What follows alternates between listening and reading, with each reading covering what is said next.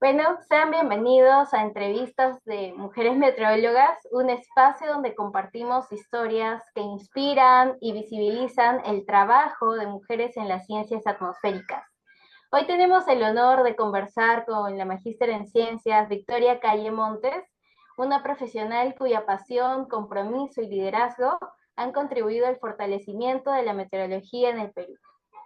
Profesora Victoria, bienvenida y muchas gracias por acompañarnos. Mm, Gracias, buenas noches. Gustoso de Bien, compartir estos momentos. muchas gracias. Entonces, para empezar, nos gustaría conocer un poco sobre su formación académica. Eh, bueno, coméntenos qué carrera estudió y en qué momento supo que quería dedicarse a las ciencias atmosféricas. Desde, desde temprana edad me llamó mucho la atención lo que son los números, ¿no? La ciencia matemática, ¿no? Entonces, siempre me gustó mis juegos eran jugar con el baldor, desarrollar los ejercicios, ¿no? Y si bien uno bien no sabe de pequeña no sabe qué va a estudiar, pero sí, como el año pasado también mencioné, a mí me marcó mucho cuando a los 8 años vi el supuesto en esa época alunizaje del hombre en la luna, ¿no? Entonces, tenía 8 años y bueno, lo vi en televisión y me llamó mucho la atención. Entonces ya con el tiempo y dije, bueno, cuando ya tenía a ver, 8 o 10 años, y bueno, voy a ser astronauta, ¿no? Es lo que uno primero piensa. Pero después uno se da cuenta pues que eso está lejano, hacer aquello, ¿no? Y eh, cuando estaba en tercero de secundaria me llegó a mis manos un díptico de la Universidad Agraria, mm, que decía meteorología, bueno, las demás carreras agrícola, zootecnia, ¿no? Y me puse a leer las carreras y dije, bueno, dado que no puedo ser astronauta, estudiaré meteorología. Y lo tuve como primera opción, ¿no? Fue un proceso, o sea, no fue de la noche a la mañana que uno dice, o a cierta edad quiero estudiar meteorología, no, porque no conocía, ¿no? Pero sí, en ese proceso de la escuela, la secundaria, uno va, decidiendo, ¿no? Fue un proceso, pero sabía que tenía que ser algo ligado a, a los planetas, a los astros, a los números, ¿no? A algo relacionado a, digamos, a la existencia, ¿no? De las ciencias de la Tierra, ¿no? Muy interesante cómo fue construyendo su vocación científica a lo largo del tiempo, profesora. Sí. Y en relación a su día a día, ¿qué es lo que más le apasiona de su labor diaria en la meteorología, tanto en el ámbito académico como en lo profesional? Lo que más me apasiona, bueno, llego a entender cómo es que funciona la atmósfera, ¿no? Todo tiene que el comportamiento de la atmósfera no es algo al azar, ¿no? Sino que responde a muchos mecanismos, ¿no? Responde a mecanismos y eso lo explican las ecuaciones. Y hasta el momento lo que más me apasiona es cuando a veces uno descubre algo como un valor, un signo o la secuencia de escalares o de secuencias de comportamiento llegan a explicar en mí ciertos comportamientos, ¿no?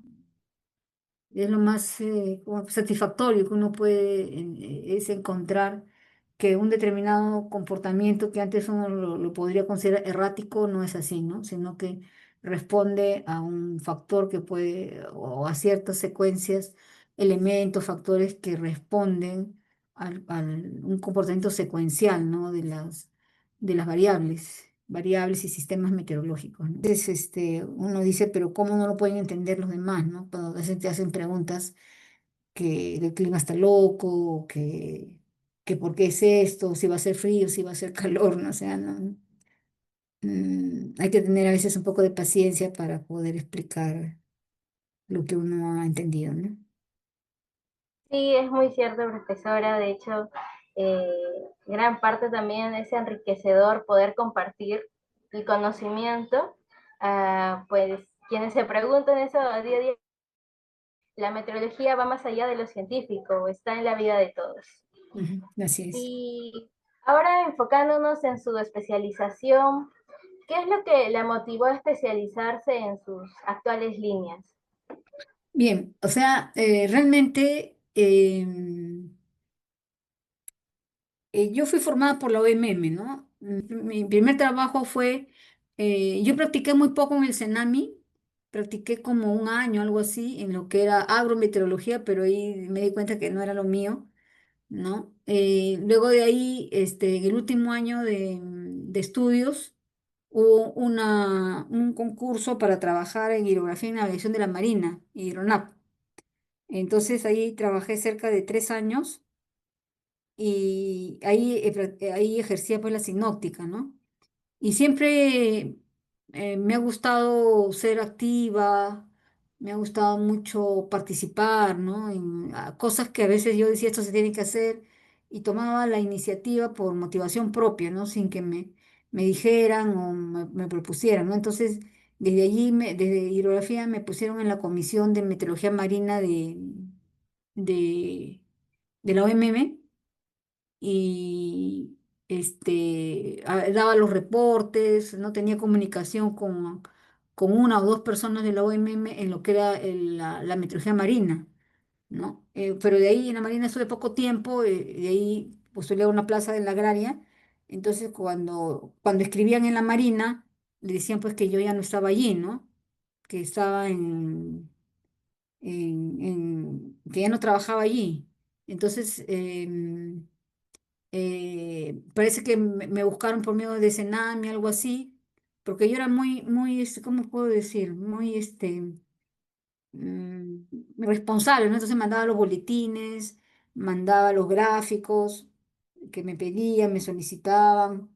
eh, Luego en Senami también ya trabajaba yo en la agraria, pero desde el Senami me propusieron a especializarme, me acuerdo, en Torino, Italia, en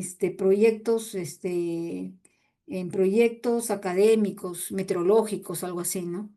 Entonces, fue mi primera beca en Italia y luego yo, bueno, seguía teniendo comunicación con la OMM y pienso que en esos tiempos, estoy hablando de los años 80, la OMM, de alguna forma vio que había algunas personas interesadas, ¿no? En desarrollar meteorología, tanto en Senami como quizás en la universidad. Y entonces siempre tuve comunicación con la OMM, luego en la universidad también fui ascendiendo y también las propuestas de capacitación empezaron a llegar. Entonces la OMM me especializó realmente en lo que es meteorología sinóptica, ¿no? Eh, Hubo por ahí unas becas en Barbados, en Estados Unidos y siempre en meteorología sinóptica, ¿no?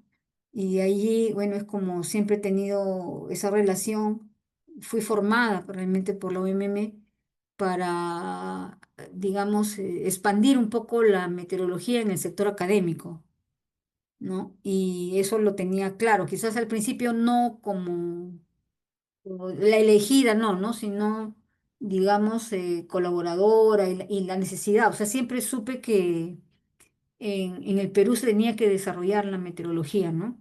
Era un instinto que decía, bueno, cuando yo lograba entender, lograba estudiar, y decía, bueno, eso tiene que ser efecto multiplicador, ¿no? Entonces, siempre estuve dispuesta a participar de los simposios, este, mm, que la carrera no se cerrara, que postularan los alumnos que hubiese un centro de estudiantes de meteorología, que hicieran sus eventos. Y luego el Senami también ya empezó a hacer cursos cortos y siempre hice participar a los alumnos, ¿no? Hasta que así poco a poco, bueno, también fue avanzando en la universidad. Bueno, lastimosamente en una época se cerró la carrera, ya no dependía de mí, sino digamos, era una posición de la universidad, pero siempre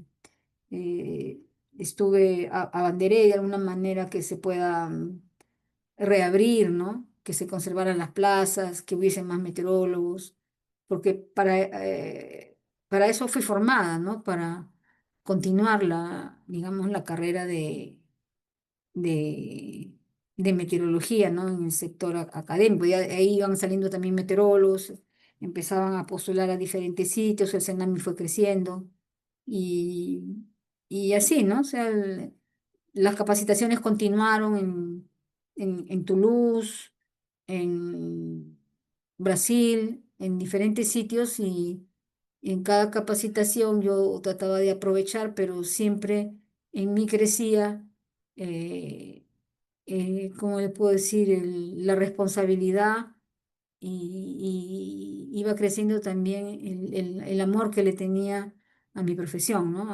A la carrera de meteorología. ¿No? Siguiendo esa línea, ¿nos podría comentar cómo es que vivió la transición de ser estudiante a sus primeras experiencias profesionales? Bueno,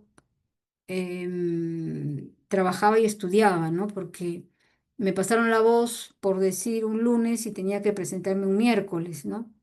Yo era estudiante, era igual que ustedes, estaba en último año y dije, bueno, pues si están llamando para esta plaza, voy a postular porque yo ya voy a acabar, pero me faltaba, estaba en el último ciclo. Entonces fui a aerografía y me tomaron un examen.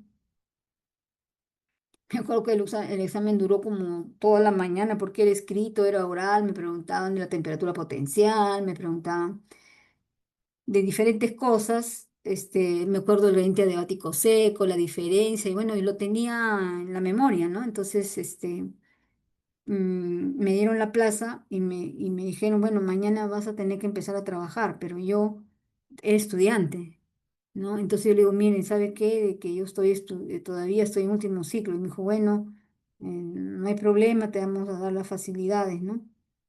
Pero me dice, tus clases son en la mañana, ya, bueno, ¿no? Entonces tú tienes que estar acá a la 1, me dijeron, ¿no? Tú vas a trabajar de 1 de la tarde a 9 de la noche. Eso era, quedaba en la punta.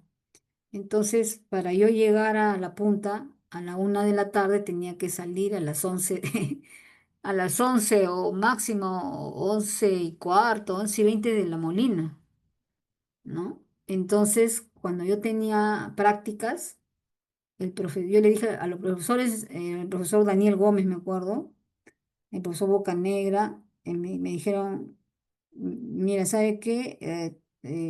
No podemos nosotros, o sea, el profesor Gómez sobre todo me dijo, mira, mm, bueno, depende de ti si vienes a clases o no, depende de ti que te pongas al día, pero los exámenes sí tienes que darlos, me dijo sí o sí, y no te puedo dar otras facilidades. Entonces, lo que yo hacía era, bueno, cuando tenía pruebas, eh, cuando era prueba calificada, llegaba a 10 para las 11 y era la primera que estaba en el salón, ¿no? Entonces el profesor llegaba a las 11 y tenía que desarrollar en media hora, para poder salir 11:30, en media hora salir, o sea, de 11 a 11:30 hacer una práctica de 2 horas. Y tenía que hacer todo lo que podía avanzar, tenía que hacerlo y en media hora tenía que hacer una prueba que los demás tenían 2 horas, ¿no? Para hacerlo. Entonces estaba así, me esforcé bastante. Y el mismo profesor se sorprendió, ¿no? Me dijo, no, no pensé que ibas a poder. Y bueno, esas palabras hicieron y que me esforzara más y cuando no, y cuando era práctica dirigida o clases tenía que ponerme al día, o sea, me prestaba cuaderno. En ese tiempo no había grabadoras, ¿no? Entonces, era que tampoco había fotocopiadoras tan fácil como una fotocopiadora para los alumnos en esa época era caro, ¿no? Y ya cuando empecé a dar mi primer sueldo, claro, ya sacaba copias, pero sí, los 2 primeros meses, pues demoraron para pagarme como 3 meses, ¿no? Entonces tenía mucho gasto porque tenía que gastar pasajes hasta allá estaba en desventaja, pero en mi tránsito de estudiante a mi primer trabajo, como te digo, fue difícil, muy apretado porque la universidad tenía sus horarios y entiendo yo a los profesores, ¿no? Que no me podían hacer otra prueba, ¿no? Que yo había decidido tomar ese reto y que, bueno, tenía que ser responsable con lo que había decidido y tenía que trabajar y estudiar, ¿no? Entonces, terminaba muy agotada porque a las 7 tomaba la modalidad de la universidad a las 7 de la mañana y llegaba a la universidad a las 8 y ahí todo tenía que hacer hasta las 11:15. Cuando tenía pruebas, o sea, me tenía que ir hasta 11:30 porque en 15 minutos no podía hacer. Y luego de ahí llegaba hasta la punta, llegaba a las justas a la 1 y de ahí trabajaba, a veces no podía almorzar porque no había el tiempo. Trabajaba hasta las 9 de la noche, ¿no? Y tenía que salir rápido porque en ese tiempo pasaban los últimos carros a esa hora, a las 9:15, ¿no? Y pasaba el último carro, entonces tenía que hacer también todo mi trabajo ahí muy rápido para poder alcanzar el último carro que me llevaba, digamos, hasta la Marina, ¿no? Y de ahí tomar otro carro. O sea, fue difícil y tiempos difíciles, ¿no? Ser estudiante y también tener el primer trabajo, ¿no? Así es. Hasta que ya después de ahí, rápidamente en ese tipo de trabajos, uno te absorben, pues, ¿no? Hidrografía en una institución militar. Era muy, muy especial porque tenía que hacer los pronósticos de la ruta de los marinos mercantes, de los cadetes, apoyar en las pruebas UNITA, que es las pruebas de prácticas de guerra entre los Estados Unidos y Perú, ¿no? Era también bien demandante, ¿no? La responsabilidad que... Había otro meteorólogo también, Fernando Ayasi, que los dos hacíamos. Aparte teníamos que enseñar también en la escuela de los cadetes, también dictábamos cursos. Había bastante trabajo, ¿no? Hasta que yo dije, bueno, si está bien, ya había terminado la universidad y era bachiller, ganaba en la Marina, me nombraron en la Marina y era personal, digamos, asimilado de la Marina, pero yo dije aquí está todo muy bonito. Viajé en el Humboldt también, viajé a Pisco, viajé a Punta Arenas, viajé a Lobos de Fuera, todo muy bien, pero yo dije, ¿no? O sea, de aquí nunca voy a salir, porque a este ritmo nunca voy a hacer la tesis, nunca voy a estudiar nada.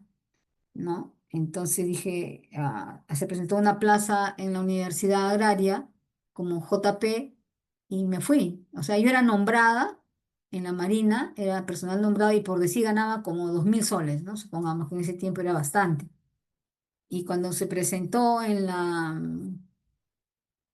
la Agraria era para contrato y el JP ganaba mínimo, ¿no? Entonces mis papás me acuerdo que no estaban de acuerdo, me dijeron que qué cosa estaba haciendo, ¿no? Que por qué hacía eso, que por qué te vas, no entendían que por qué me iba yo a un sitio perdiendo la estabilidad laboral y ganando la mitad, ¿no? Pero yo era consciente que si me quedaba allí iba a ser absorbida por el sistema y que no iba a poder nunca tanto ascender profesionalmente, ni hacer la tesis, ni estudiar otra cosa, ¿no?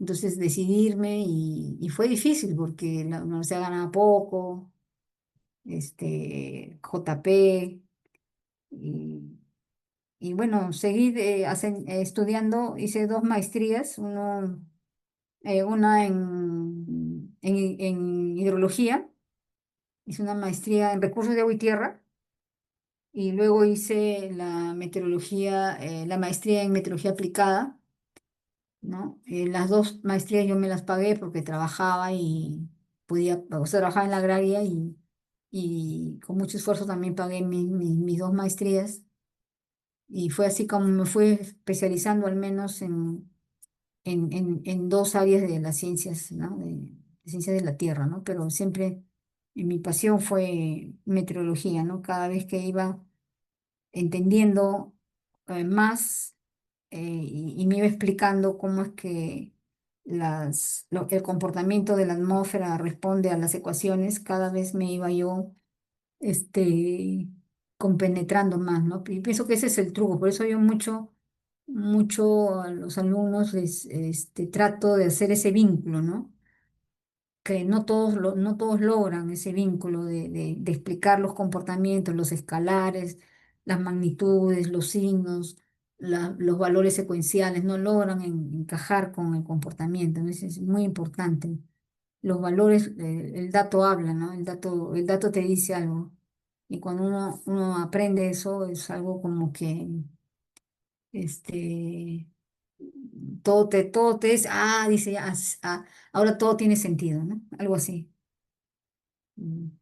Sí, sí, profesora, definitivamente escuchar la transición que ha pasado de estudiante y practicante a la vez a profesional no fue sencillo y felicitarla también por asumir ese reto, que sin duda va a resultar muy inspirador para otros estudiantes.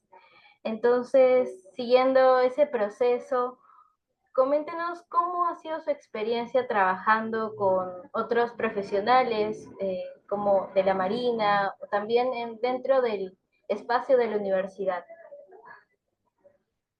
Bien, como profesional, bueno, eran otros tiempos,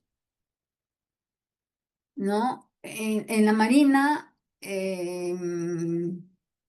también en la mitad, más o menos en los años 90 también trabajé en Corpac, también hacía mitad de tiempo.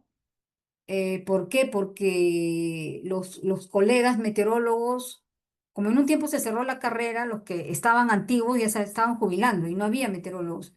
Entonces fueron a la universidad a reclutar meteorólogos, pero tampoco había, pues, ¿no? No había tantos como hay ahora. Entonces entramos a trabajar. En ese tiempo, el profesor Cisneros, el profesor Daniel Gómez, que fue mi profesor, que todavía estaba y yo. O sea, los tres empezamos a trabajar en Corpa, ¿no? Yo trabajé en Corpa más o menos como por 10 años y también me especialicé en Toulouse en meteorología marina, perdón, meteorología aeronáutica. En meteorología aeronáutica me especialicé en dos cursos, ¿no? Y empecé a entender también la meteorología aeronáutica porque este, trabajaba y llevaba cursos de ello, ¿no? Entonces, también logré un poco en ese afán, ¿no? De capacitarme, de entender, logré unir, digamos, y más con las especialidades que tenía, logré en mi cabeza una metodología práctica, ¿no? O sea, asociaba lo aprendido en la marina, asociaba lo aprendí, lo teórico en la universidad y luego también en la práctica de Corpac, ¿no? También en Corpac nos capacitaban también mucho en diferentes áreas de la aeronavegación y también me interesaba en forma particular en lo que es la dinámica, ¿no? O sea, cómo funcionan todo el sistema aeronáutico, ¿no? De los aviones, todas las áreas relacionadas a peso y balanza, no solamente los mensajes, ¿no? Sino todo el engranaje que tiene que existir, pues, los anexos, el reglamento, en lo que es meteorología aeronáutica, ¿no? Entonces, en estas tres áreas me he encontrado con, como era también mi promoción, ¿no? O sea, todos éramos ya de la misma edad, ¿no? Obviamente, en la Marina fui la primera mujer también que trabajó en Ministerio Marina en lo que es meteorología. En la universidad había una profesora de física que era la profesora una profesora de física, Arminda, tirado, y no había más. No había, o sea, siempre yo he trabajado con meteorólogos, ¿no? No con meteorólogas, porque no había. mujeres meteorólogas. Las que habían estaban en Senami, en mi promoción, que es Amelia Díaz, Irene Trevejo, Raquel Loaiza, que hasta ahora está en Senami, Amelia, y no había más mujeres meteorólogas, ¿no? Entonces, en la Marina era solamente mi colega Ayasi, pero bueno, estaban los tenientes, los capitán de corbeta, capitán de fragata, y había personal también subalterno, ¿no? Entonces, realmente en la Marina yo no sentí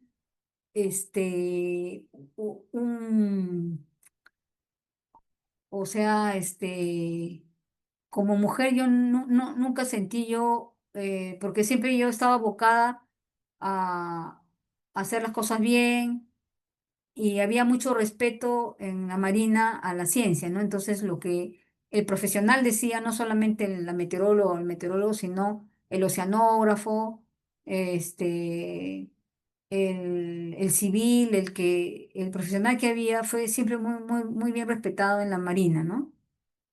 Después ya también habían oficiales mujeres, entonces ya uno se siente, había mucho respeto al grado, a la profesión en la Marina, ¿no? Lo que uno decía profesionalmente se respetaba, ¿no? En la universidad, cuando yo ingresé a la universidad, tampoco había ninguna meteoróloga mujer. Eh, Fue difícil porque me encontré con mucho machismo en la universidad, ¿no? Eh, Al principio no te escuchan lo que tú dices, lo que tú hablas, pero después poco a poco, con responsabilidad, trabajo, fui ganándome un espacio, ¿no? De tal forma que ya tu voz es escuchada y, bueno, tienes que argumentar, ¿no? Argumentar y poco a poco fui ganando mi espacio en la universidad. Y postularon algunas meteorólogas, pero nunca duran, no sé por qué. Ahora está durando la profesora Elizabeth, espero que siga, ¿no? Pero es difícil, muy difícil la universidad porque te piden, o sea, la competencia es fuerte, la labor es fuerte, pero la carga que uno tiene como mujer es diferente a la del hombre, ¿no? Por ejemplo, yo, mis colegas, este, ellos dicen, bueno, yo me voy a almorzar a mi casa y ya esperan un almuerzo, ¿no? O sea, ya tienen un almuerzo, ya tienen una ropa limpia, en cambio, bueno, la mujer es diferente, ¿no? Tiene que cargar, o sea, hay las mismas responsabilidades, pero uno carga más peso, ¿no? En general, por ejemplo, eh, lo bueno de la universidad es que es bastante abierta, en el sentido de que yo llevaba a mi hija desde muy pequeña, llevaba a la chica que me ayudaba en casa, la llevaba con mi hija desde los 8 o 6 meses, ¿no? Con coche, con lonchera, con juguetes, con frutas, o sea, para pasar todo el día en la universidad, ¿no?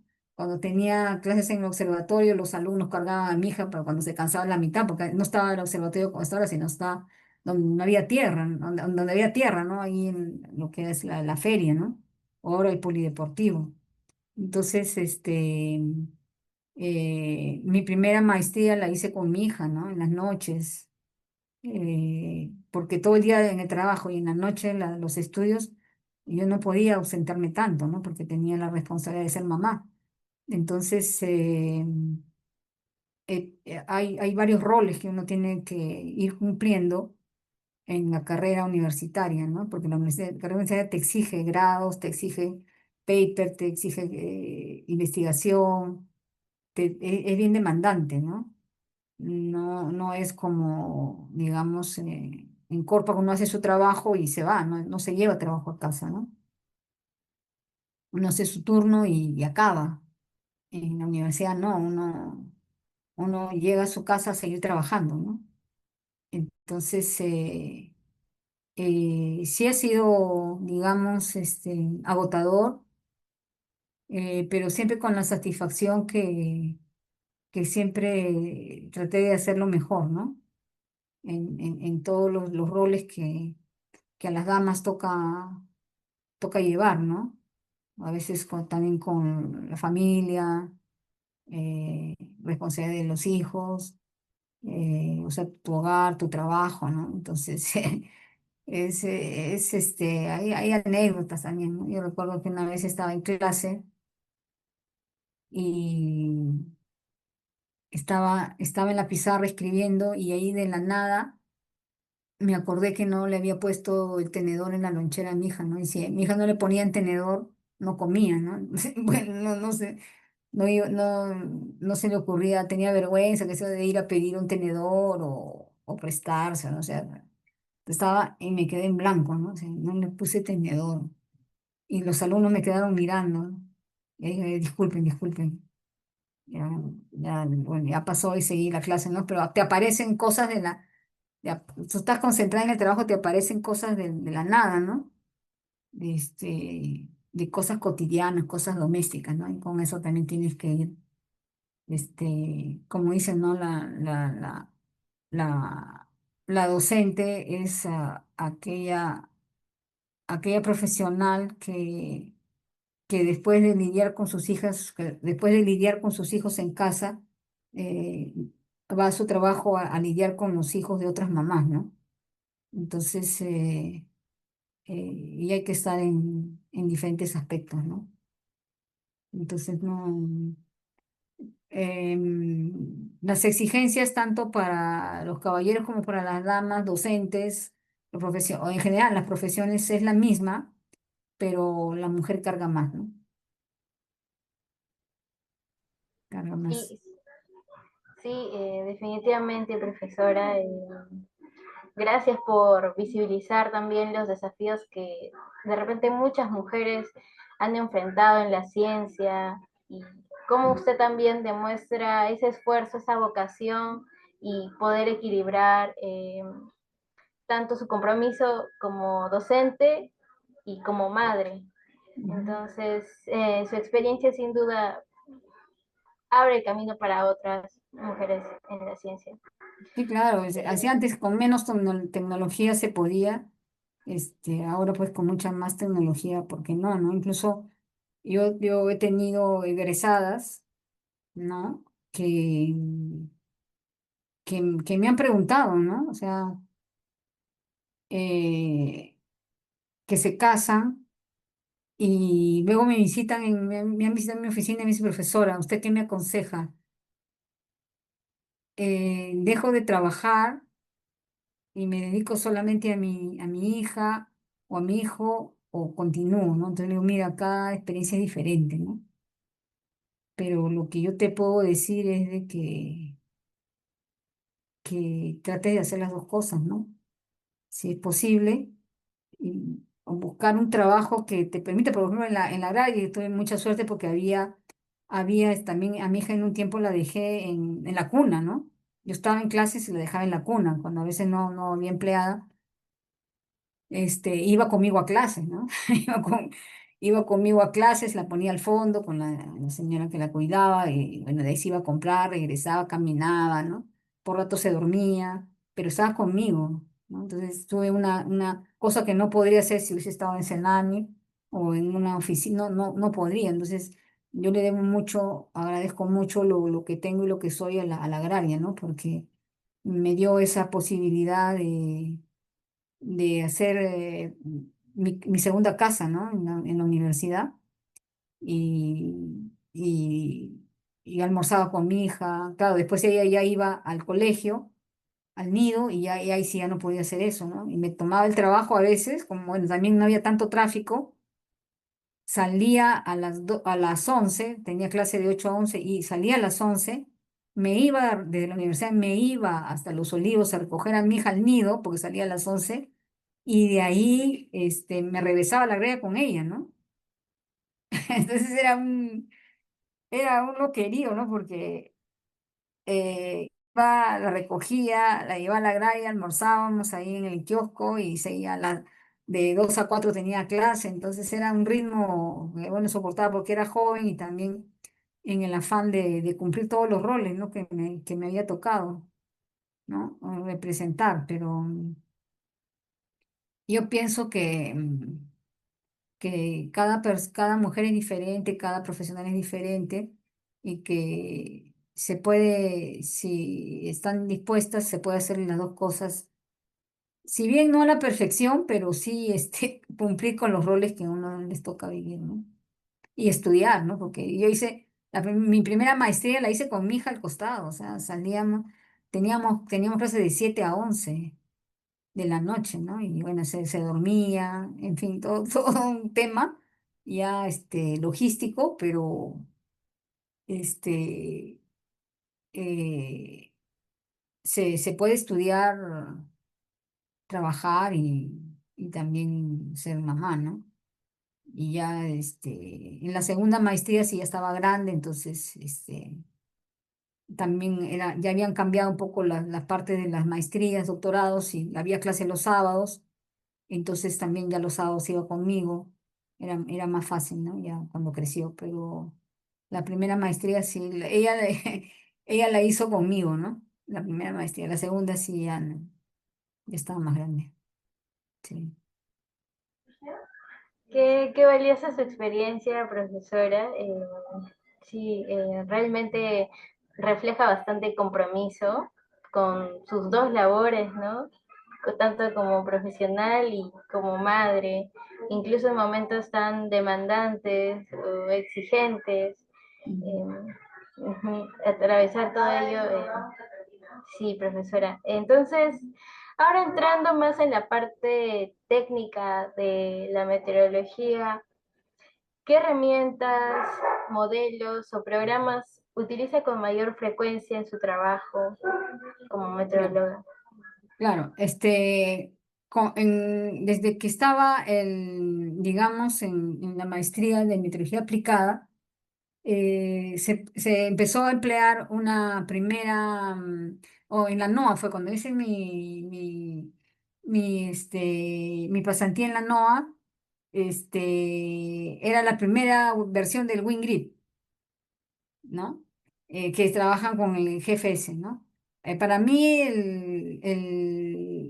como yo más me dediqué siempre a la meteorología operativa, ¿no? Tanto en Corpa como en la Marina y en la agraria, también con digamos, mi sueño de tener un centro de pronóstico del tiempo atmosférico, que es el CPTA, ¿no? Dedicado más a la parte operativa, entonces yo lo que necesitaba era utilizar los modelos, ¿no? Utilizar los modelos y está bien, el WRF, tuve un par de cursos de WRF, pero la verdad es que más para mí, para la parte de Sudamérica, el GPS para mí funciona mejor, ¿no? Lo entiendo más, lo puedo aplicar más para, digamos, los sistemas de costa, la parte tropical, la parte subtropical. Para mí funciona más el GPS, ¿no? Responde más operativamente que quizás otros modelos, ¿no? Ahora con la inteligencia artificial, bueno, también estoy llevando actualmente un curso en la Cámara de Comercio, un curso de inteligencia artificial muy amplio que dura un año, ¿no? Pero yo, claro, yo puedo manipular, hacerte dar resultados, ¿no? Pero incluso ya las laptops ahora te vienen, ¿no? Con la Meteo y esas cosas, pero para mí yo soy usuaria del GPS, ¿no? Ahora, los mismos modelos, actualmente cuando yo ya claro, ya no todos los días, pero sí ingreso dejando un día o dejando 2 días, ingreso y hago mis mapas, mis gráficos y encuentro, digamos, resultados, ¿no? Es acertado, ¿no? Pero también los modelos, ahora el SEMI 5 el SEMI 6, ¿no? Que te dan estas tendencias, ¿no? Estos escenarios al 2050 al 2100, este, bueno, son proyecciones, ¿no? Son proyecciones, pero son catastróficos, ¿no? O sea, yo realmente no sé. Ahora, ni la NOAA ni nadie se arriesga, digamos, a dar un pronóstico. Tú, por ejemplo, ves el pronóstico de hace 6 meses, los modelos te decían que no iba a haber niño, ¿no? Que era niña o neutro. Y en pocos días se revierte ¿no? Porque estamos en un cambio que la misma ciencia no lo explica. ¿No? No hay modelo que pueda explicar los cambios antes los cambios que ocurrían en años, ahora ocurren pues a veces en días, ¿no? Entonces, las tendencias hay que tenerlas en cuenta de los modelos, pero pienso a veces que nos estamos enfrentando a cambios que tienen que ser de laboratorios integrales, ¿no? Debe haber laboratorios de ciencias de la Tierra y no estar divorciados, porque ahorita pienso yo que el gran cambio lo está dando el mar, ¿no? Obviamente que en los cambios climáticos, el mar y el aire, bueno, son fluidos, ¿no? Entonces son los que más rápido perciben, digamos, son más sensibles a los cambios energéticos y reaccionan. Pero ahorita los grandes cambios que se ven es del mar, ¿no? Empiezan por el océano. Y los modelos no se arriesgan o mejor dicho, o sea, el modelo sale, sino el científico o el meteorólogo no se arriesga, digamos, a dar así, predicciones, ¿no? Porque si son modelos, son predicciones.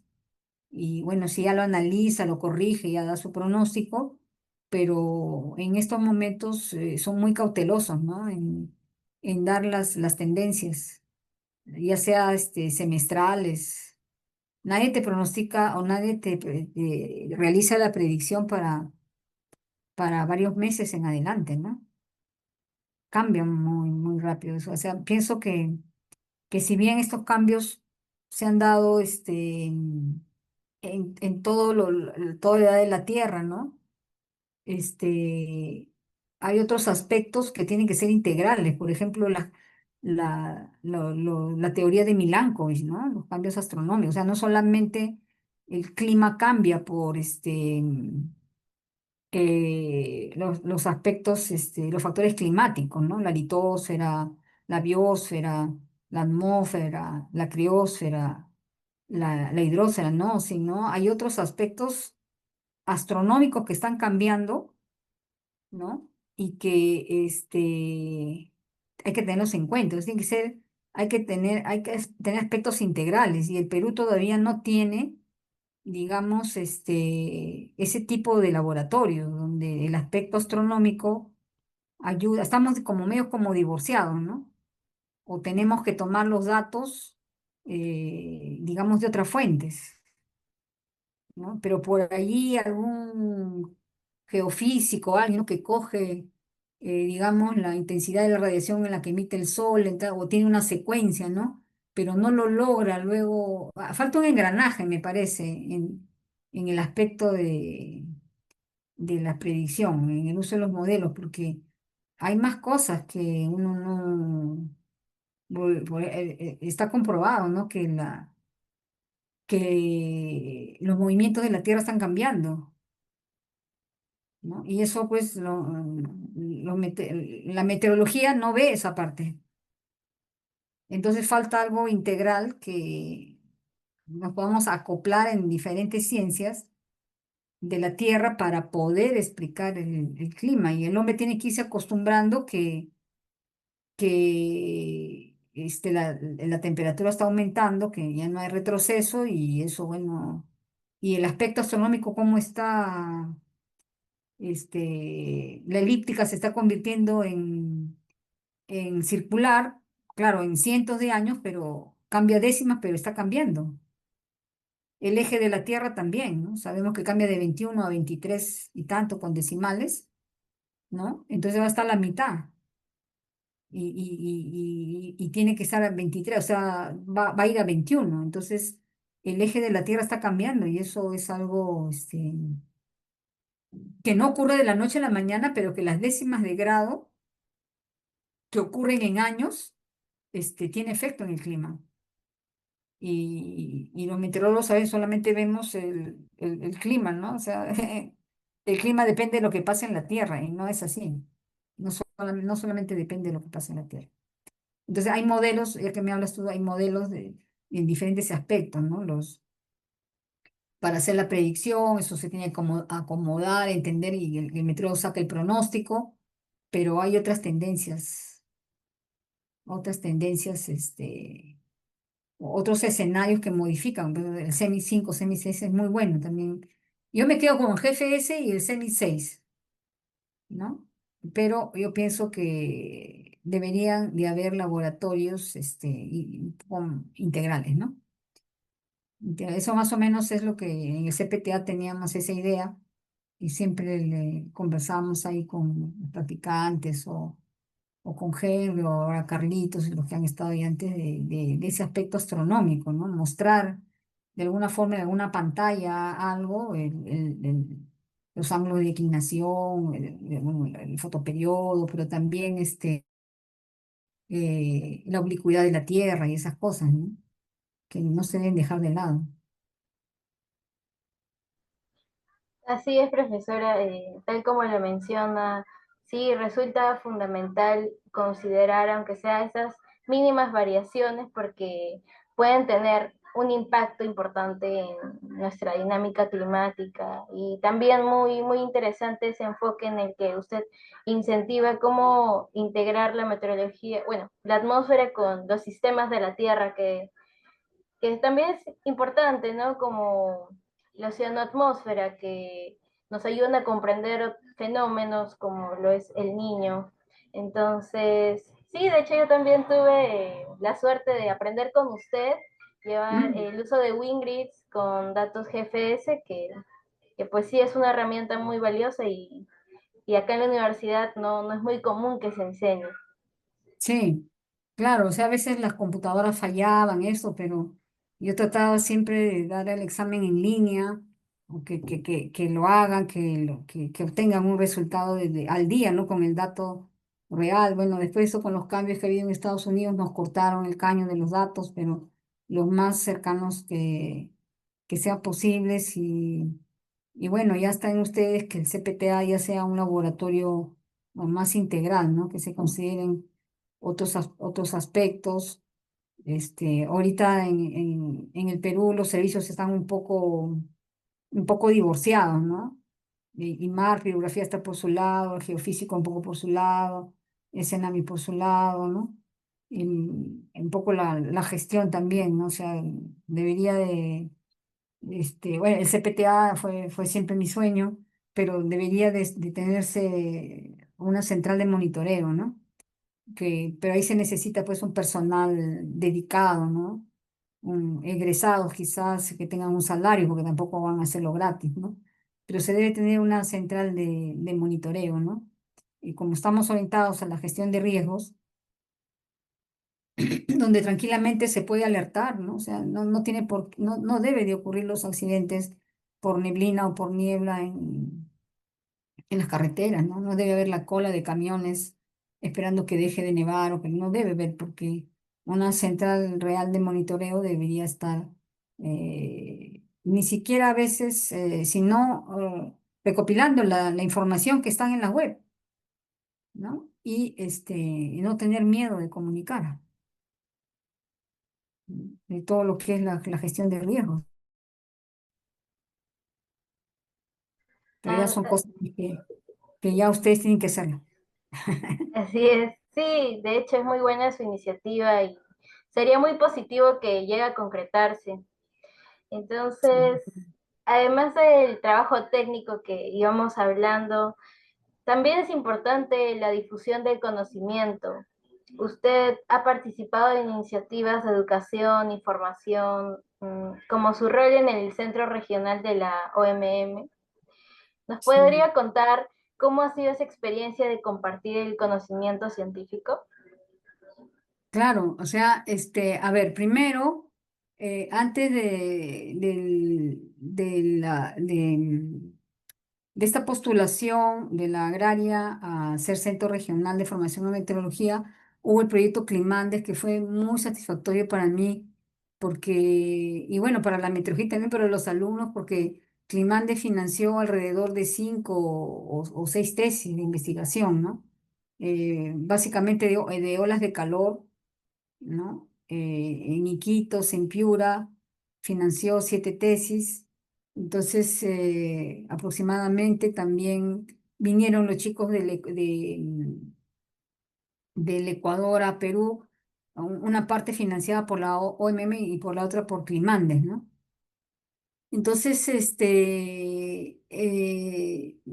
sí hubo hay un trabajo, pero a ver, ser centro regional realmente la universidad no sabe lo que tiene, no, no, no. Mm, Cuando yo hablé con los anteriores postulantes a ser rector, yo todos los llevé bueno, no todos, a 4, a 5 llevé no, a tres eran 5, ¿no? A 3 al CPTA y les explicaba, y ellos realmente no sabían, ¿no?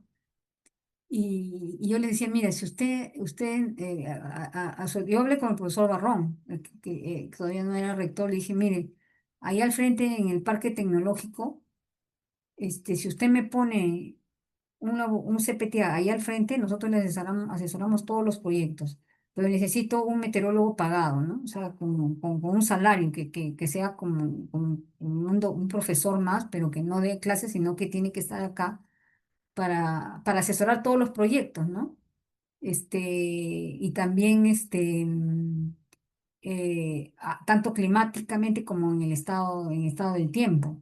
Una experiencia fue de Perú-JAT, ¿no? Perú-JAT y postulamos cinco trabajos de investigación, ganaron 3, y de los 3, bueno, ahí vino ya este problema del corte, ¿no? Del financiamiento por los Estados Unidos, y solamente quedaron 2. Uno es de las variables meteorológicas y las plagas con el cacao, ¿no? Que está por sustentar ya Stephanie Lapa, ¿no? Entonces, pero se puede hacer muchas cosas, ¿no? Pero en lo que me preguntas del aspecto digamos, de cómo llevar, digamos, la investigación, ¿no? Es que solamente es que el meteorólogo apoye los proyectos de investigación, pero tenemos que hacernos visibles. Por eso es que una de las cosas eran las pantallas, pantalla, ahí dejé antes de retirarme de la universidad 2 pantallas para poner en una facultad y otra en la escuela de posgrado, que se visualicen, ¿no? Y quedó también pendiente la red de la CRD, todas las CRD de la universidad tienen estaciones meteorológicas. Entonces, dejamos con Henry el proyecto de que ahí en el CPTA sea una central de la CRD. Y no, ya no solamente una pantalla, sino 5 pantallas de las 5 RD, ¿no? Y que todos esos datos se trabajen y sirvan para hacer tesis y aprovechar los proyectos de la CRD, ¿no?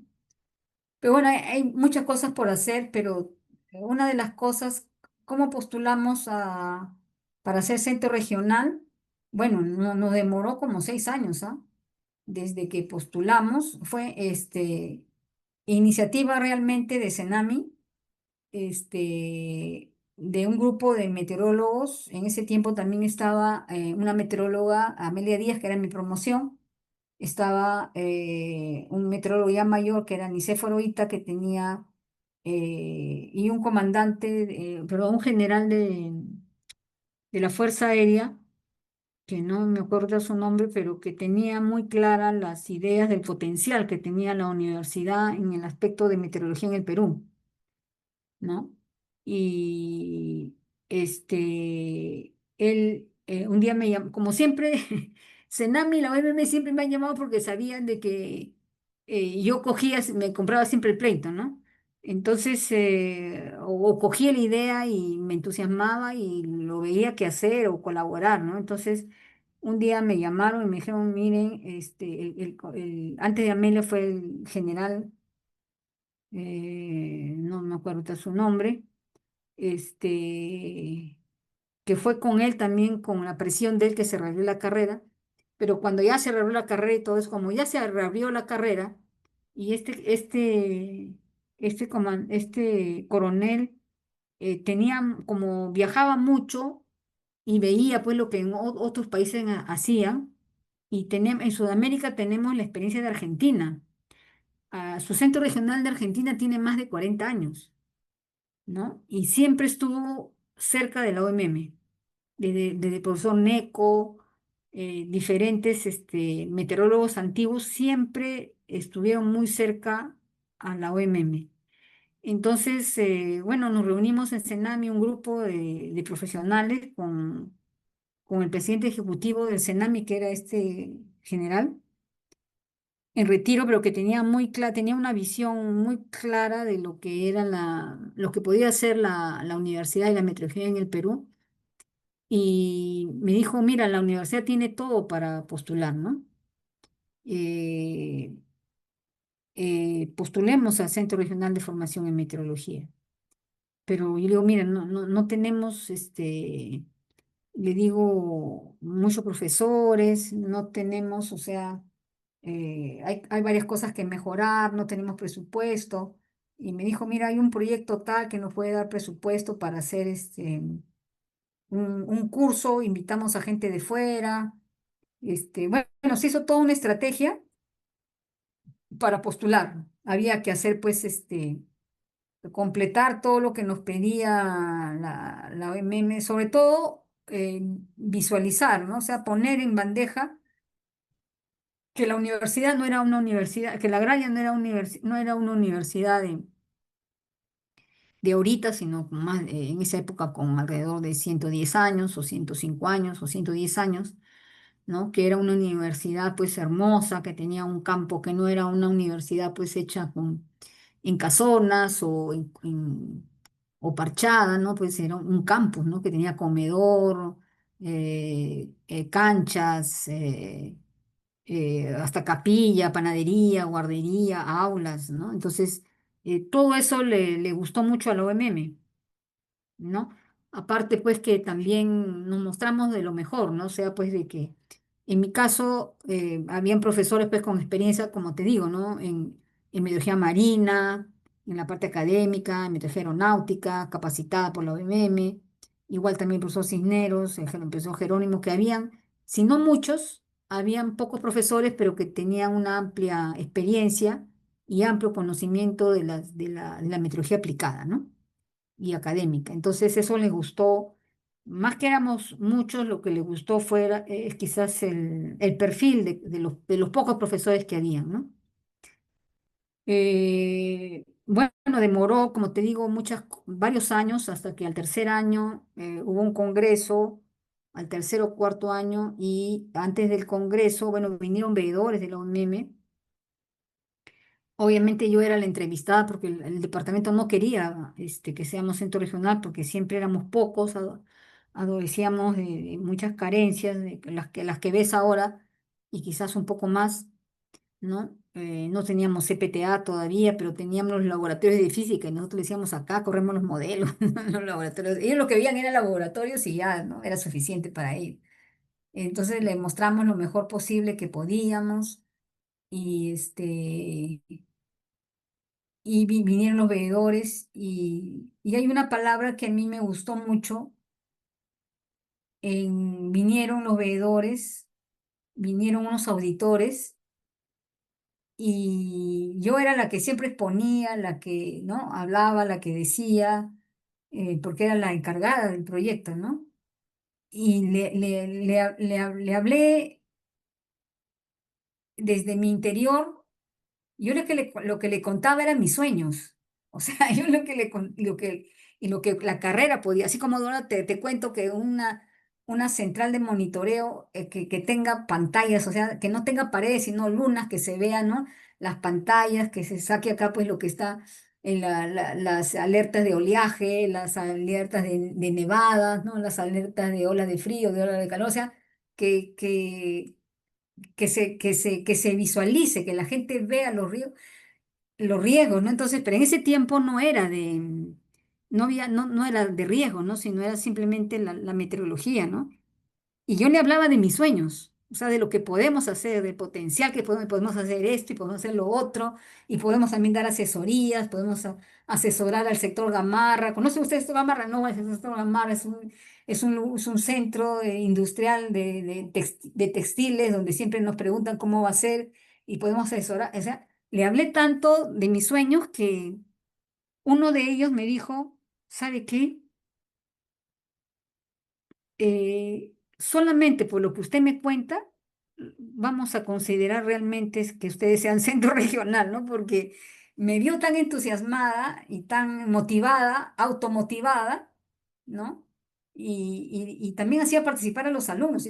Si tú hablas con los alumnos de los años 2010, yo los llevaba a todas partes, o sea, los llevaba y también exponían ellos y hacíamos, bueno, todo me parece que hicimos un curso donde tuvimos invitados con ese proyecto, vinieron gente de todas partes, ¿no? Y al final, pues no teníamos mucho presupuesto, ¿no? Entonces, ¿cómo es que los mismos alumnos bailaron, hicieron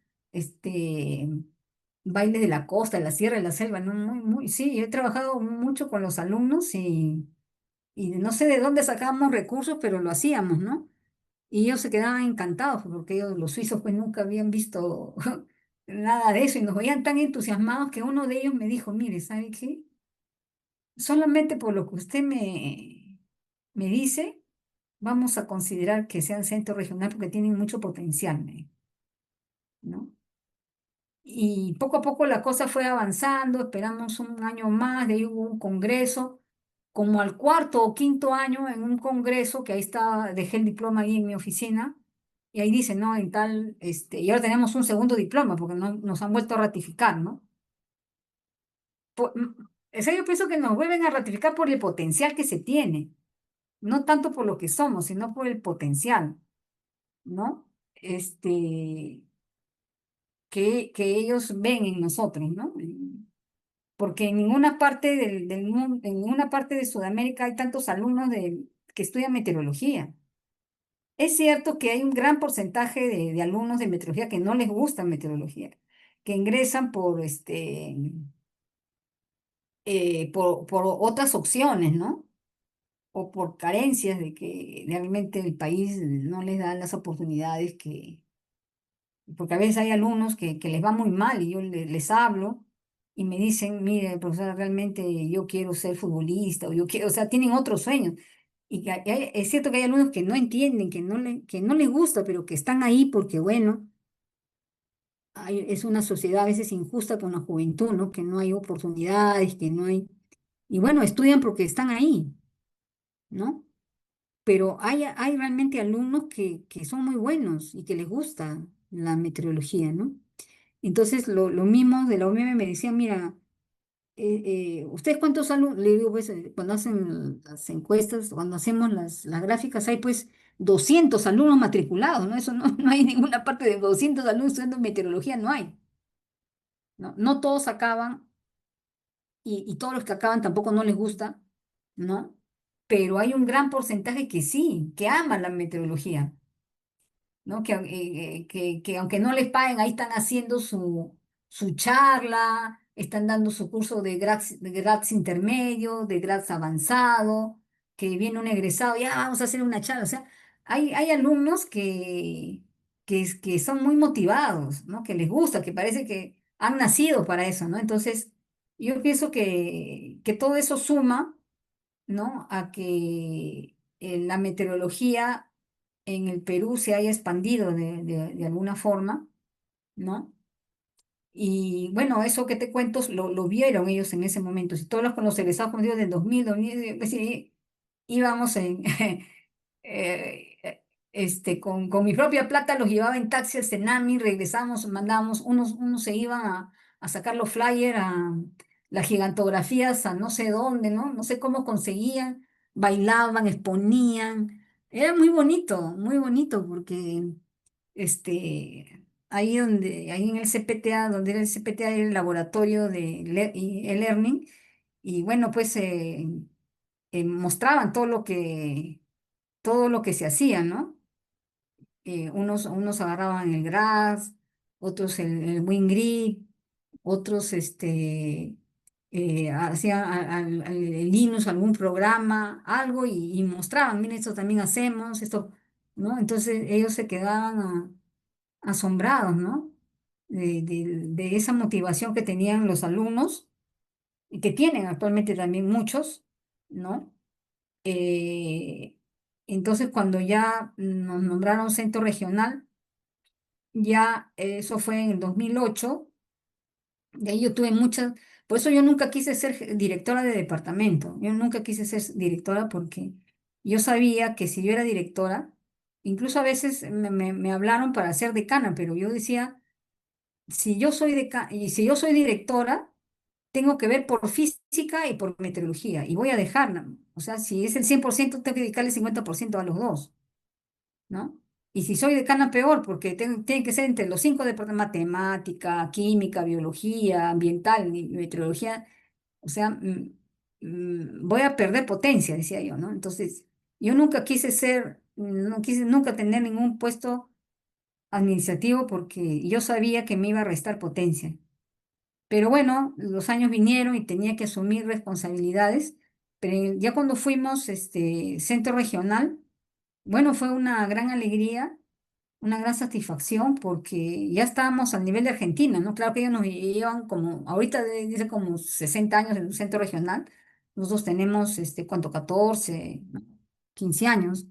Entonces, hay mucho por recorrer, y una de las cosas es que siempre tenemos que estar ligados a la OMM, no divorciarnos de la OMM, siempre tenemos que estar con la OMM, ¿no? Entonces, de ahí trabajamos mucho en lo que es Climán, vinieron algunos extranjeros, peruanos también, fueron 7 peruanos. Hay una promoción de ahí de 7 peruanos que están en Senami, que fueron al Ecuador a hacer sus prácticas preprofesionales, ¿no? Muy reconocidos los chicos, porque dominaban pues la programación, ¿no? Este, dominaban los modelos, la programación, y enseñaban también ahí en INAMI, que es el Instituto Nacional de Meteorología del Ecuador. Este, Había financiamiento de tesis, hacíamos cursos, y tuvimos unos años muy activos, y cuando ya tenían que ratificarnos vino la pandemia, pues. ¿No? La pandemia, pero aún así nos ratificaron, y ya después de la pandemia me eligieron directora, y ahí ya perdí ya fuerza, ya, porque ya no podía sostener tantas responsabilidades, ¿no? Eh, También siendo la única mujer en 30 y tantos profesores, es difícil, ¿no? Porque hay que ganarse su espacio, ¿no? La autoridad, y ver todo, ¿no? Y con trabajo se logra todo, el respeto, su espacio, pero hay que cumplir con todos los requerimientos que necesita un departamento, ¿no? Y bueno, me restó potencia, y bueno, nunca se perdió el contacto con el centro regional. Hemos hecho varios cursos, sobre todo con Henry, con Carlitos, con Felipe. Hemos hecho en el último año, en el año pasado, hemos hecho 3 cursos a nivel de centro regional para la región. Hemos tenido inscritos de Estados Unidos, de Brasil, de Trinidad y Tobago, de varios sitios.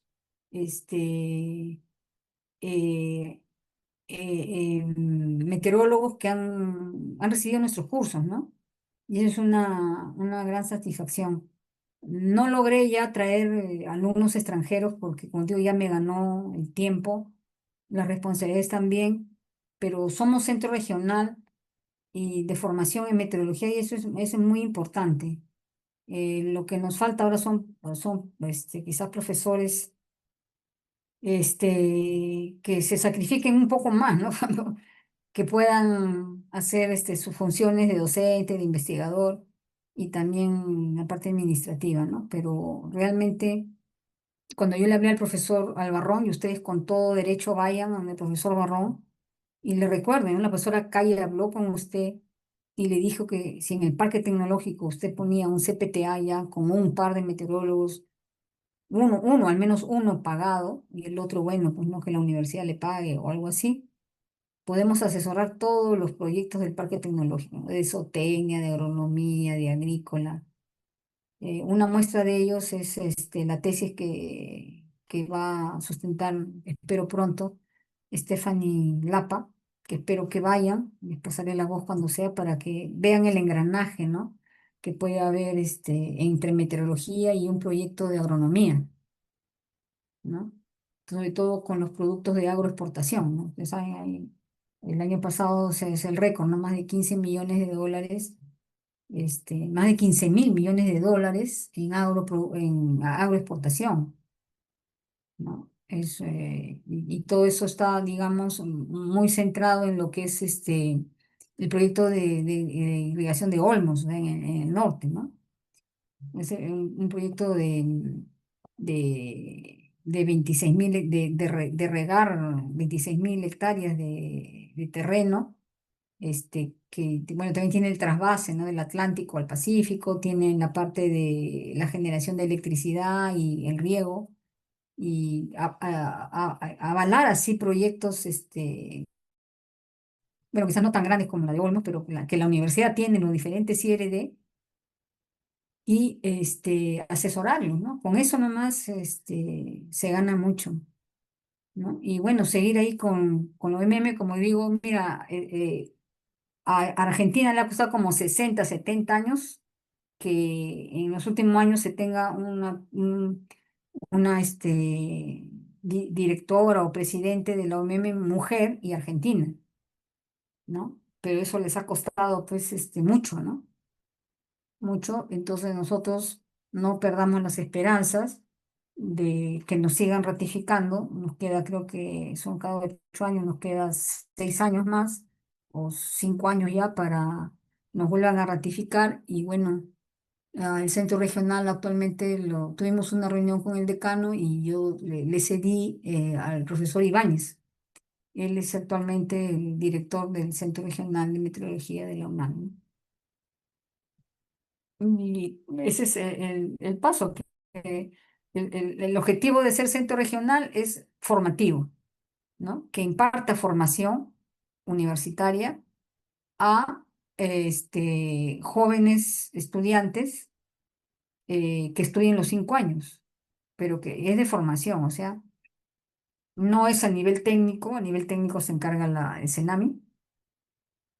La agraria es formativo, ¿no? Y CENAMI también es centro regional. CENAMI después se nombró componente 2, pero él es de especialización, ¿no? De tal forma que ellos avanzan mucho en lo que son los proyectos, los pronósticos estacionales, los pronósticos intraestacionales, ¿no? Pero es de otro tipo, ¿no? El formativo es la universidad. El objetivo es ese, formar meteorólogos en la región. ¿En qué región? En la región 3 y 4, los países que hablan castellano o español, ¿no? Porque pueden hablar eh, español, digamos, ¿no? Ese es el objetivo. Formamos a 3 ecuatorianos, vino también un boliviano, pero fue hacer una pasantía, un colombiano vino y no pudo sostener el ritmo. eh, Y bueno, pero vendrán, pues, ¿no? Pero hay que hacer los trámites en admisión, conseguir los convenios o proyectos que financien su venida, ¿no? Es un trabajazo eso, es un trabajazo porque la universidad no sabe lo que tiene aún, ¿no? Pero con toda confianza hablen ustedes con el profesor Barrón y a ver si se puede hacer un CPTA ahí al frente, ¿no? En el parque tecnológico, para que asesore todos los que son los proyectos de la universidad. Así es, profesora, y qué bueno que aprovechemos este espacio también para poder reconocer lo valioso que han sido esos cimientos, esos inicios en el desarrollo de la carrera en nuestra universidad. Y bueno, con lo que usted me cuenta, yo como meteorólogo podría decir que algo que no varía con el tiempo vendría a ser esa confraternidad que tenemos dentro del centro de estudiantes. Y sí, tal cual también como lo menciona, viene a ser el entusiasmo y esa pasión por la carrera que son elementos, ¿no? Son el empuje para que nosotros podamos desarrollar proyectos y sobre todo dar mayor visibilidad a la meteorología en el Perú. Sí. Sí, sí, claro, yo fui el 23 de, este, no pude ir a la metropolitana porque tenía una dolencia en la espalda, pero fui el 23 de marzo a la charla de José Manuel y muy interesante, ¿no? Y yo vi ahí a los alumnos que estaban, ¿no? Con sus propios recursos, hacen sus tazas, ¿no? O sea, dan el break, ¿no? Dan su pastelito, la gaseosa, ¿no? Todo eso tiene un costo de tiempo, un costo económico, un costo de horas quizás de discutir cómo lo van a hacer, las cartas, ¿no? Y tienen pues, los alumnos tienen una energía, inquebrantable, ¿no? O sea, van, vienen, hacen, presentan la carta, piden, conversan, ¿no? Hay mucho potencial, o sea, y como les digo, está bien, ¿no? Pero yo digo, nosotros somos ciencia, no beneficencia. El que no, aunque sea un poco dura, eh, si no le gusta, cada uno tiene que buscar qué es lo que le gusta. O sea, no debe de quedarse. A veces hay algunos que están un tiempo ahí buscando que subir su nota para trasladarse a otra cosa. Y en lugar de mejorar su promedio, como lo jalan, disminuyen, ¿no? Entonces, no logran cumplir sus sueños. ¿No? Entonces, cuando a veces iban los alumnos y me decían, profesora, quiero cambiarme, yo al mismo le firmaba, cámbiate, porque no hay peor cosa que no estar donde uno no desea estar, ¿no? Entonces, no importa que seamos pocos, pero y tampoco tampoco el profesor o ustedes mismos deben exigir un nivel. No bajar para que todos aprueben o que tengan miedo de que me van a maletear, ¿no? que el teco, que no sé quién, que... No, o sea, si uno lo hace bien y muestra, pues no, mira, no tiene por qué, pero no se debe bajar el nivel. No se debe dejar, como ustedes le dije, ustedes tienen que exigir que las clases sean presenciales. Ya la virtualidad, bueno, puede ser cuando hay un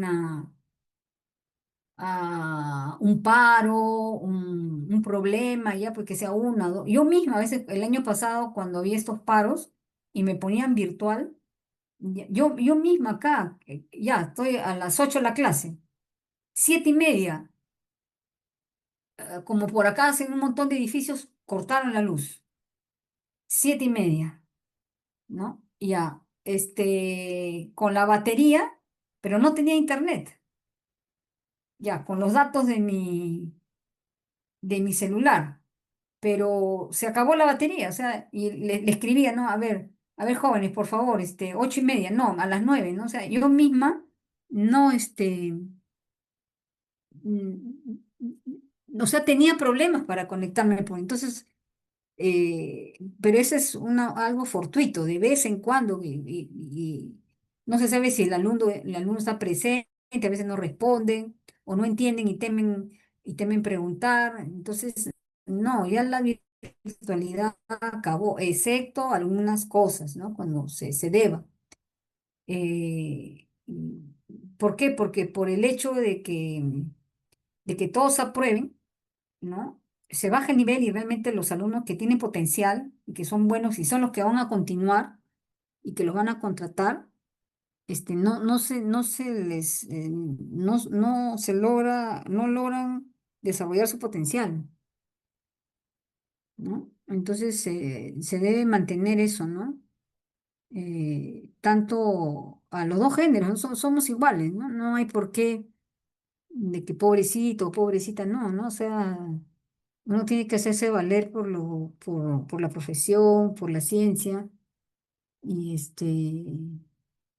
y que ustedes también más adelante se arriesguen pues a ser docentes, ¿no? Porque ahorita no hay muchas mujeres en lo que son las ciencias y sobre todo en meteorología, ¿no? Hay pocas. En Senami más, todos van al Senami, porque ellas en grupo, no están más acogidas, todo, ¿no? Pero en la docencia hay pocas, lo que es algo un poco difícil, ¿no? Ustedes que están en este foro internacional, ¿no? Promover eso, ¿no? Que hay que mantenerse, ¿no? Mantenerse, capacitarse bueno, obtener los grados, los académicos respectivos y regresar a Perú, pues, ¿no? Porque si todos los que salen se van a quedar afuera, entonces tampoco no hay algo proactivo, ¿no? Mm. Sí, sí, profesora, la visión que comparte es muy valiosa, ¿no? Sobre todo para el futuro en la ciencia de nuestro país y que esa misma confraternidad, ese compromiso con la carrera se pueda ir transmitiendo de generación en generación de los meteorólogos. Y ya para cerrar, profesora, ¿qué le motivó a mantener una formación constante a lo largo de los años? Ah, bueno, o sea, mi autoformación o formación en en la universidad, a los alumnos. Em, Sería bueno que nos podría compartir un poco de ambas. Ah, ya. Bueno, en cuanto a mi formación, como te dije, como yo desde que prácticamente estudiaba y trabajaba, siempre llegaba algún boletín, algo de la OMM, ¿no? De cualquier cosa, y yo siempre escribía, ¿no? O sea, contestaba, ¿no? Entonces, en la OMM quizás sin ser, cómo te puedo decir? eh, Sin ser, eh, o sin querer dar una exclusividad, yo pienso que la OMM quizás no me eligió adrede, pero sí me eligió al ver mi interés, ¿no? En responder, porque ahí venía un boletín y antes no era que había internet para contestarles no, ¿no? Sino que había que responder una carta, que había que mandarla por el conducto regular del Ministerio de Marina, ¿no? O la misma OMM, la misma universidad, ¿no? Todo, la universidad tenía que mandar por el correo, se demoraba meses, pero lo que yo mandaba llegaba, ¿no? Entonces, quizás vieron en mí a una persona que podía, este desarrollar la meteorología en la universidad y en el Perú, ¿no? Académicamente, ¿no? Porque Senami estaba en lo suyo, pero también cada vez habían menos. En Corpa cada vez habían menos, ¿no? Entonces, dijeron, bueno, pues por ahí Perú está cojeando, si bien Argentina, Brasil desarrollan, pero Perú es la parte, ¿no?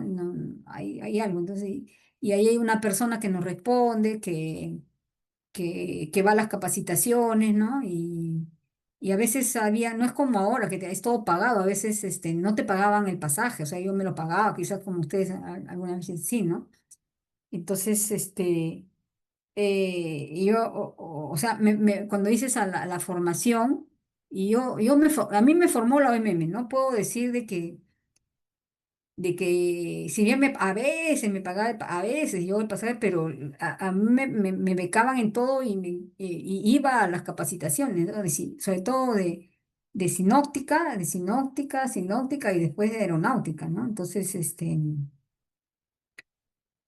porque ya vinieron las acreditaciones y el licenciamiento de los aeropuertos en cuanto a transporte aéreo, entonces necesitaban meteorólogos capacitados, ¿no? Y en cuanto a a la formación mía, fue mi decisión de estar relacionada con la OMM y aprovechar las becas y aprovechar aparte que estaba en la grada, entonces ellos veían un efecto multiplicador, ¿no? O sea, lo que yo aprendía también lo aprendían mis alumnos. Entonces, eh, aproveché, digamos, el momento de que la OMM necesitaba a, motivar al Perú, digamos, en el aspecto del desarrollo de la meteorología, ¿no? Y eso fue, me formó. Claro, por mi parte también yo hacía acá mis maestrías, ¿no? Pero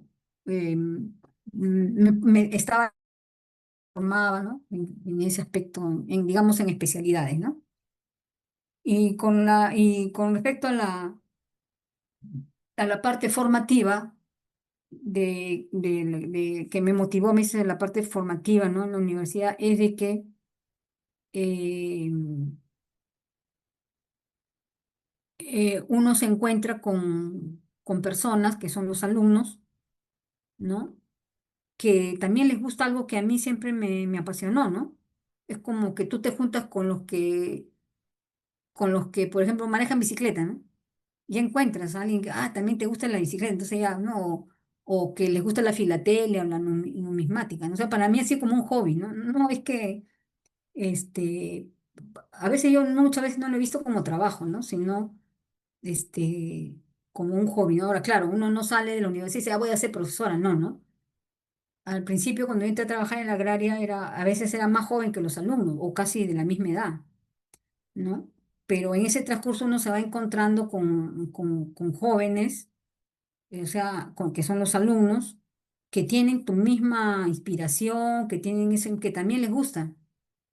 A pesar de que tú eres docente, claro que estás en un nivel de pruebas, de que tienes que preparar las cosas, que el alumno todavía no sabe y tú, pero cuando tú das tu clase y ves que el alumno te mira y atiende y le logras captar, digamos, el interés, eh, uno siente una gran satisfacción, ¿no? Cuando tú ves un alumno que de una prueba que es en azul, ¿no? Y que entendió y que eso, o sea, uno dice, bueno, y a veces en alguna prueba más de una vez yo me he sorprendido, ¿no? Porque yo decía, esta no la van a hacer, ¿no? Y encuentras a uno o dos que la hacen, ¿no? Entonces, pucha, dije, qué bien, ¿no? Qué bueno, ¿no? Ese es un aspecto, ¿no? Que tú encuentras, o sea, te une algo. Está bien que sea la universidad, ¿no? Pero igual hubiera sido si sea un sindicato, no sé, o sea, te encuentras con alguien que te gusta lo mismo que a ti te gusta, ¿no? Entonces, hay muchos de los egresados que son mis amigos, ¿no? Y ahora a veces salimos a almorzar o no, o cuando están en provincia vienen y salimos a tomar un lunch. ¿Por qué? Porque y hablamos no, oye, ¿has visto de la NOAA? Sí, el TCM y cómo fue, o sea, es algo que, o sea, la parte formativa para mí, o sea, de darle al alumno, o sea, parte de alumno profesor, ha sido como que yo me junte con gente que le gusta lo mismo que a mí me gusta, algo así, ¿no? Y ya el aspecto más formal, ¿no? Porque obviamente que uno desarrolla cierta acercamiento con el alumno, ¿no? Pero tampoco es de que yo ande con él porque estoy trabajando, ¿no? Pero sí, el otro aspecto es de que lo que a mí me ha marcado es que cuando un alumno ingresa pues entre de diferentes edades, ¿no? Pero de 18, 19, algunos de 20 o menos, pero después, mira, que acaben de 5 años es difícil, normalmente acaban al sexto año, ¿no? Es otra persona. Tú cuando el primer curso tú lo ves que exponen, es una persona temerosa, que a veces hasta está nerviosa, ¿no? Pero después, cuando ya pasan los 5 años, después de guerras y batallas, ¿no? Y amanecidas, cursos jalados, cosas incomprendidas, o que a veces él tiene la razón y a veces no, o sea, que madura formativamente en esos años, y todo lo que le pasa, ¿no? Se enferman, a veces familiares que mueren, problemas que como adulto ya tiene que afrontar, de que sale del colegio, que ya está es universitario, que a veces uno se entera sin querer, ¿no? Y todo lo que le golpea en esos 5 o 6 años, o cosas que tienen que asumir, más que uno les exige y les aprieta a veces el cuello, ¿no? O sea, ya pues no tienes que dar el examen y tienes que estudiar y para mañana tal cosa, y tienes que hacer esto, lo otro, ¿no? O esto está mal, tienes que volverlo a hacer, o porque has hecho esto, mira, se hace así, así. Todo eso después de 5 años, tú ves que delante tuyo ya no hay un alumno nervioso, tembloroso, sino ya hay una persona cuajada, ¿no? Que ya tiene un temple, ¿no? Que es otra persona. Entonces, a nivel formativo, yo veo que ingresa una persona y luego de 5 años sale otra persona. Cuando sustentan, ¿no? Después, sustentan después de 8 o 10 años, el alumno que tú lo has visto delante tuyo que no sabía, ahora te da cátedra, ¿no? Y más bien tú aprendes de él. Una metodología que tú no la habías visto, que no sabías, porque el profesor no sabe todo, se vuelve especialista en algo, pero no sabe todo. Y el alumno ya después de que sale, tú lo dejas de ver y después de 3, 4 o 5 años viene con una cátedra en las manos que te dice, profesora, esta es mi tesis, ¿no? Quiero que me apoye para pues, sustentar esto, ¿no? Entonces, eso es creo que lo más encantador de que uno ve, es como tu papá o tu mamá que te ve crecer, ¿no? Que te ve crecer y en un momento dices, "Cha, ¿en qué momento creciste, no? Es igual, o sea, yo lo siento igual. No en todos, porque con todos no se logra ese match, porque algunos, por ejemplo, tú les corriges y el alumno puede tener tres actitudes, ¿no? O se retrae, o toma el reto, o no hace nada, ¿no?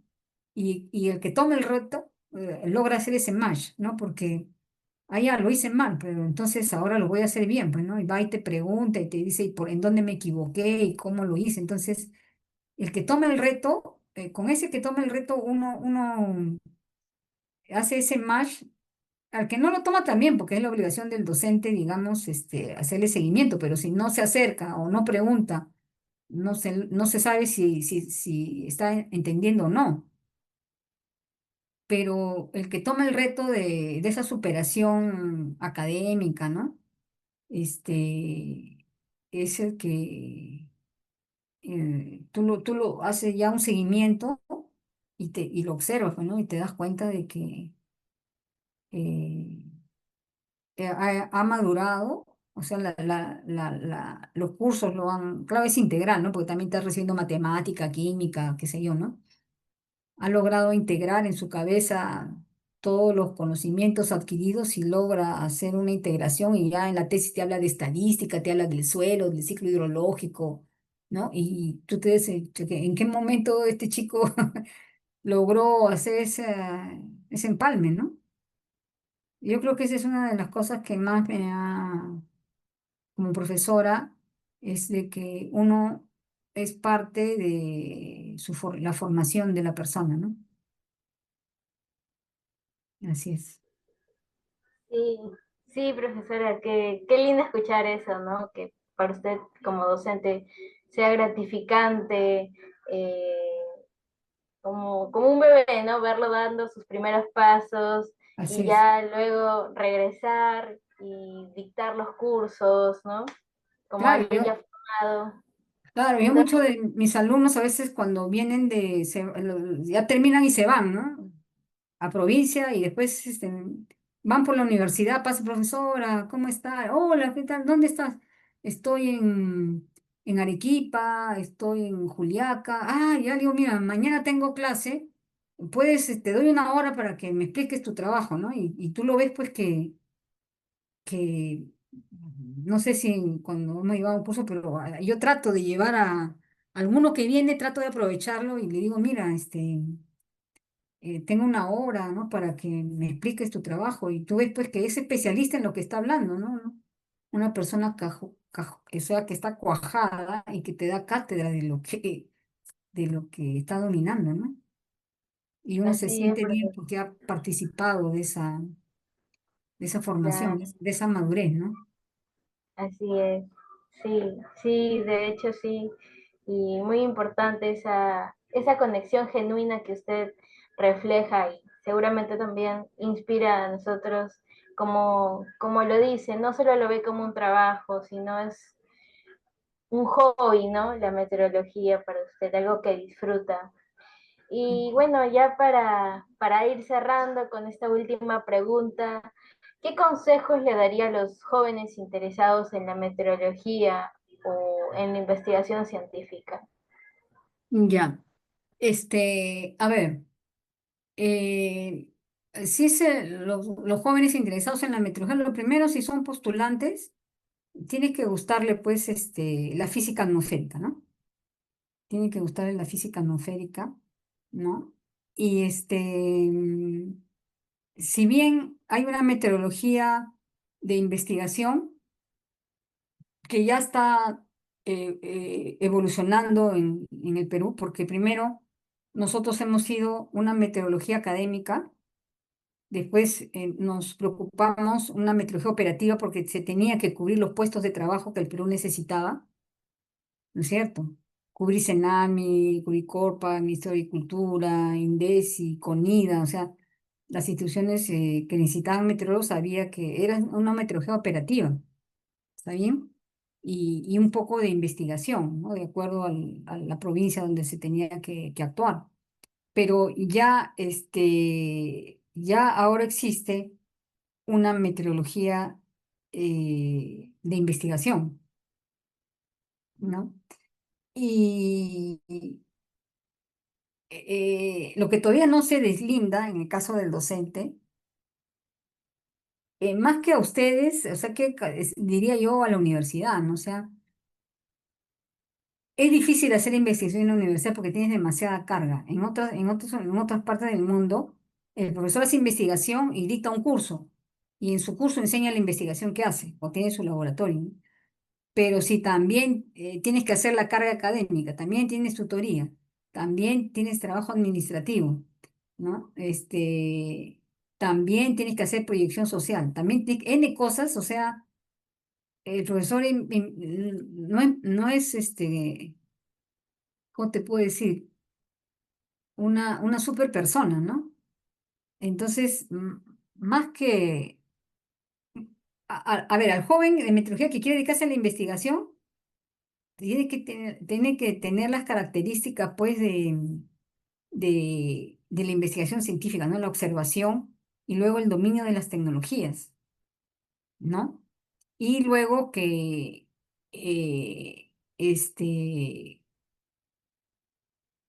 se centre en eso, ¿no? Bueno, a veces hace uno muchas cosas a la vez como que te disipas, a no ser que sea pues una super persona, ¿no? Pero es difícil hacer tantas cosas. Tú ves a los profesores, ¿no? Profesores, a veces yo veo profesores investigadores que han renunciado a ser profesores investigadores porque tienen tanta cosa que hacer que ya, ¿no? Están muy, muy atareados. Pero al alumno que descubre que tiene la vocación, porque no todos son para investigación. Yo sé que ahora hay un auge, ¿no? De esto de investigación, pero también se tiene que, si tiene esas cualidades de los principios científicos, de la observación, la experimentación, ¿no? La praxis, la discusión, las conclusiones, los resultados científicos, bien, está muy bien. Este, si descubre esas cualidades que siga, ¿no? Y que no se complique con otras cosas, ¿no? Para que no lo distraiga. Y luego no perder el contacto internacional, ¿no? A veces uno hace investigación y no publica, yo me incluyo, ¿no? Porque a veces es difícil la redacción, poner en los principios de la revista, la traducción, ¿no? Cada revista tiene sus estándares, y a veces una buena producción puede demorar un año, 8 meses, 10 meses, ¿no? Mientras pasan los revisores, ¿no? Eh, que realmente al alumno que se dedica a la investigación que pase pues todas esas facetas y que se dedique sin distraerse, ¿no? Y luego ya los colegas es de que Senami, o en este caso la universidad, este, tiene que, es que hay una mala organización, o sea, no, uno no puede ser administrador y ser investigador a la vez, pues, porque la administración tiene aspectos legales, aspectos de formato, ¿no? Es un mundo, ¿no? La parte administrativa, entonces eso distrae mucho al profesor, por eso a veces digan, pero recién publica cuando se van, o ¿por qué no publican tanto los profesores? ¿Por qué? Porque tenemos demasiadas funciones, ¿no? Entonces, estás ahí tratando de poner tu proyecto a todo y viene alguien, pues, ¿no? Que el caño se rompió, que la secretaria no vino, que, que la circular tal, que el rol de vacaciones, o sea, cosas domésticas, administrativas que a veces el profesor, que el docente, ¿no? No puede concentrarse en algo. La recomendación es de que la universidad debería de no combinar la parte administrativa con la parte científica, ¿no? Eso no ocurre en el IGP, ni en la universidad sí. Eso no ocurre en otras partes, ¿no? Pero en la universidad lamentablemente es así, ¿no? El director tiene que hacer de todo y es difícil centrarse. Por eso es que es poca la investigación que se hace, pienso, a nivel de la universidad en meteorología.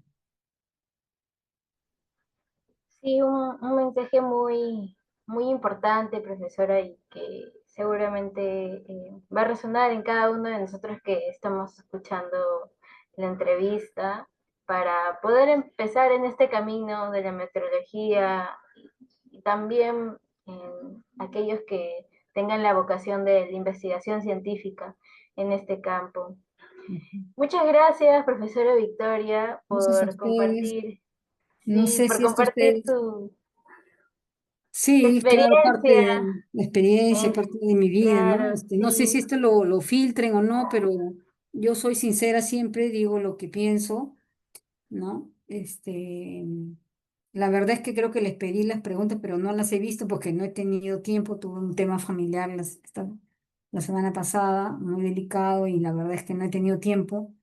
Me pasé 4 minutos porque estaba en otras cosas, pero traté de estar en esta entrevista y tengan por seguro que yo siempre voy a hacer y decir lo que pienso, ¿no? Entonces, a veces choca la sinceridad, pero eh, tengan por seguro que yo siempre voy a ser sincera, ¿no? En lo que digo y lo que hago.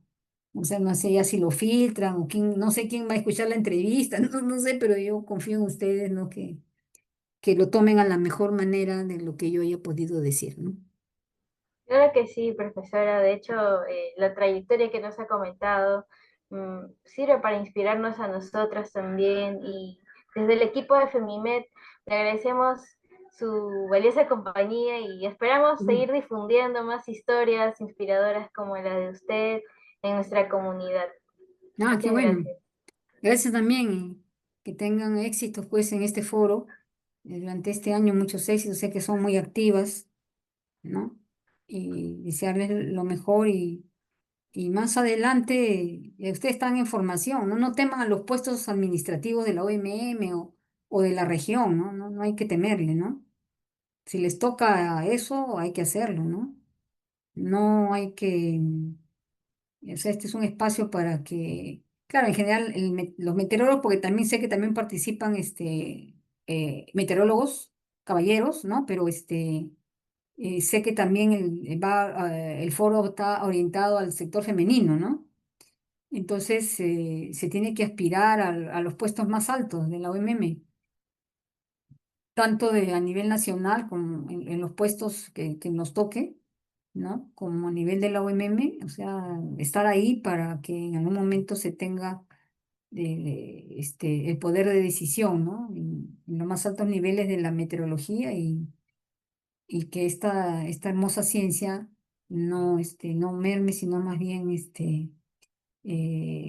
sea un pilar, ¿no? En el desarrollo del país, desarrollo científico, desarrollo de la persona, y que entendamos cómo funciona el planeta donde vivimos, ¿no? Ok, chicas, entonces mucho éxito y felicidades, pues, ¿no? Espero escucharlas, y pasen la boca, aquí más entrevistas para escuchar, ¿no? Escucharlas y bueno, aprender también de las entrevistas que ustedes tengan a bien, ¿no? Muy bien. Gracias, profesora. Sí,